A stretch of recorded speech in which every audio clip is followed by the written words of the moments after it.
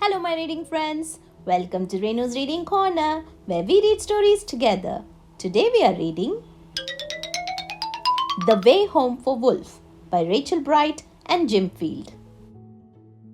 As a rainbow of lights flickered soft in the night, dusting diamonds of ice in a desert of white, the wild whipping wind, it whistled its tune to a howling of wolves and a shimmering moon.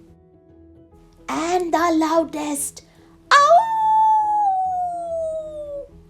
in this echoing song was a wolfling called Wilf at the heart of the throng. He loved to be fierce and longed to be grown. He liked to try everything all on his own.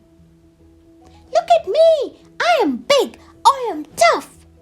he would growl, whilst he showed off his strength and practiced his prowl. One night it was time for the wolves to move on. New folks had moved in and their shelter was gone. So they left right away to find a new cave. They would have to walk far and they would have to be brave. "Let's go!" shouted Wilf. "I'm ready to lead." "You are too small," laughed the wolves. "It's an elder we need." One day, they advised, "You will guide from the front." "I suppose," muttered Wilf with a huff and a grunt. They struggled through snow as high as their flanks and leapt over rocks as they scaled icy banks. Wilf gave his all to keep pace and keep up, but strong-willed as he was still just a pup. He kept dropping back with each clamber and climb as the pack journeyed further away all the time. Exhausted and breathless, he strayed off the track when a blizzard blew in, and he lost his way back. Wilf longed to howl, "Help!"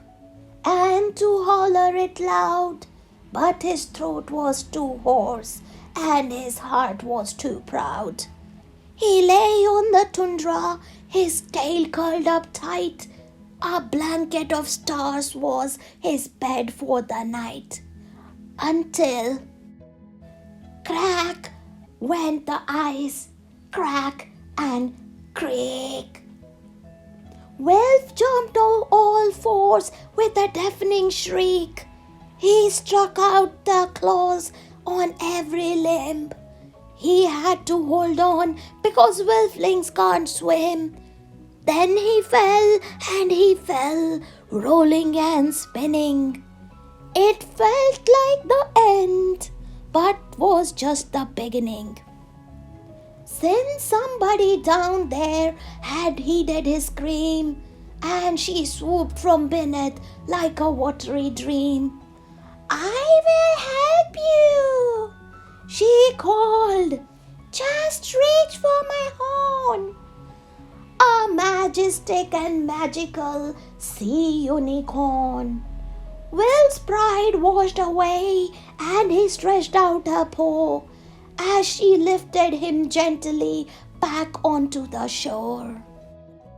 "Don't worry," she sung before dipping her brow. "My friend Mr. Walrus will help you out now."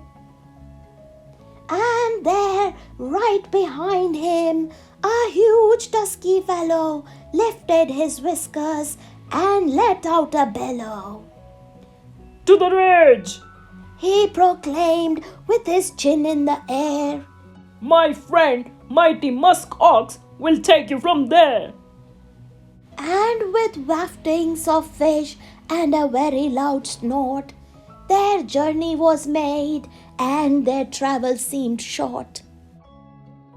And there, sure enough, on the ridge was the ox, who took Wilf as far as his friend Arctic Fox, who followed his nose through the trees to a goose, who guided him, honking too, this ancient moose. The moose knew these wilds like no other soul. He was steady and true in pursuit of their goal. And as twilight closed in, moose sang out a call to a fluttering, tiny fluff ball. A bear moth, who showed Wilf the rest of the way to the place where this wolfling most wanted to stay. "Thank you!"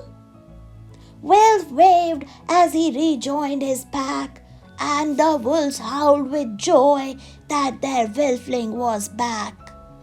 They huddled him in and cuddled him close, and fussed over which wolf had missed him the most. Wilf he knew then that when all come together, the darkest of times are easy to weather. So he bowed to the narwhal, ox, walrus and goose, and vowed to the fox and the moth and the moose. "If I ever meet one who has strayed off their track, I will help them along by guiding them back." And true to his word, Wilf is different now, and his world seems much smaller and warmer somehow. Since wherever life takes you, wherever you roam, we are all just a handful of friendships from home. The end. For more stories, please subscribe to my channel. See you soon.